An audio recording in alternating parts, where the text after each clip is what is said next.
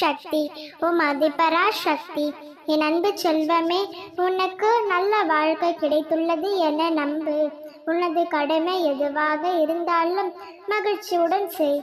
உனது நம்பிக்கையும் செயல் ஊக்கமும் எந்த அளவிற்கு வலிமையாக உள்ளதோ அந்த அளவிற்கு வெற்றி விரைந்து வந்து சேரும். உன் வாழ்க்கையில் நீ அதீத கஷ்டங்களை பார்த்திருக்கின்றாய், பலமுறை காயப்பட்டும் இருக்கின்றாய். அதனால் உன் இதயம் உடைந்தும் இருக்கின்றது. சில வேளையில் தாங்க முடியாமல் கண்ணீர் விட்டும் இருக்கின்றாய். என் கண்மணியே, இவையெல்லாம் உன் வாழ்க்கையில் எனக்கு கடந்து வந்த பாதையில் ஏற்பட்ட துயரங்கள் மட்டும்தான். எதுவும் தொடர்ந்து நிகழ்வும் என்று நினைக்காதே. அப்படி நினைத்தாயானால் உன்னால் நகரவே முடியாது.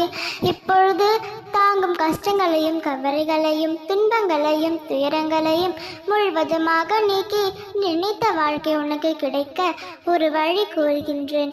கவனமாக கேள். உன் சுமைகளை எல்லாம் குறைந்து நீ நினைத்தவற்றை எல்லாம் நடைய வேண்டும் என்றால் நீ முழு நம்பிக்கையுடனும் உறுதியான பக்தியுடனும் என்னை பூரண சரணாகதி அடைய வேண்டும். இதை தவிர நீ செய்யக்கூடியது வேறு எதுவும் இல்லை. அப்படி என்னை சரணடைந்தால் வாழ்க்கையில் ஒவ்வொரு திருப்பத்திலும் சூழலிலும் அகப்பட்டு தவிக்காமல் பத்திரமாக செல்ல நான் துணை புரிவேன். உன்னுடைய வாழ்வில் ஒவ்வொரு சிறு சிறு விஷயத்திலும் தேவைகளை கண்காணித்து கொண்டு அவைகளை அவ்வப்போதே பூர்த்தி செய்வேன். என்னை நீ கடவுள் என்றோ சத்புருஷா என்றோ மகான் என்றோ அல்லது மனிதனாகவும் நினைத்துக்கொள். என் தாயாகவோ தந்தையாகவோ சகோதரனாகவோ அல்லது நண்பனாகவோ பாவித்துக்கொள். நீ எது என்னை நினைத்தாலும் எந்த உறவாக என்னை பாவித்தாலும் என்னிடம் ஒரு சரணாகதி அடைவதே உன் வாழ்வில் குறிக்கோளாக இருக்கட்டும். உன் தாயையோ தந்தையையோ எப்பொழுதும் எனும் சந்தேகத்திருக்கிறாயா? நான் உன்னை கவனித்து கொண்டுதான் இருக்கின்றேன். ஒவ்வொரு முறையும் உன் வேண்டுதல்களை வைத்த பின்பும் இது நடக்குமா, இது கிடைக்குமா என்று சிறு சந்தேகமும் மனதில் ஒலித்து கொண்டேதான் இருக்கின்றது.